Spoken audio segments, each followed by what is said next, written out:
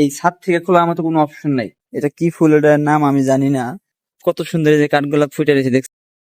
আসসালামু আলাইকুম, সবাই কেমন আছেন?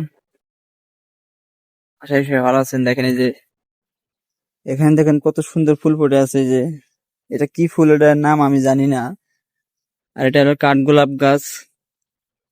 এই যে এদিকে আছে ফুল, এই যে এগুলো ফুল, ঠিক আছে, এগুলো ফুল মারা গেছে, এগুলো সম্ভবত শীতের ফুল। আর এই দেখেন কাঠগোলাপ, কত সুন্দর এই যে কাঠগোলাপ ফুটে রয়েছে দেখছেন নি? এই দেখেন এই যে কত সুন্দর কাঠগোলাপ। এই যে এখানে আরো কয়টা গাছ আছে দেখেন, এই যে সামনের দিকে, ওই সামনে কয়টা আছে, এরকম অনেক গাছ আছে এখানে। আজকে আপনাদেরকে ছাদ থেকে আমি যে শহরে থাকি সেই শহর দেখাবো, তো দেখতে থাকুন।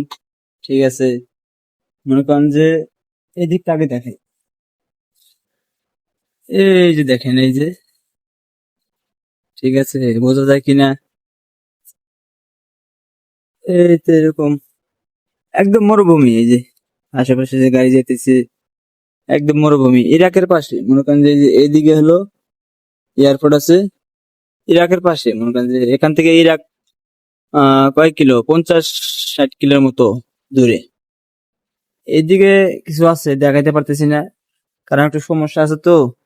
এদিকে সূর্য, এই যে সূর্য প্রায় তলায় গেছে, বেশি দূর যাইতে ভয় পাইতেছি। কারণ মনে করেন যে এই যে আমি, এই যে আমার পিছে এই দরজা, এই দরজাটা লক হয়ে যায়, বুঝছেন?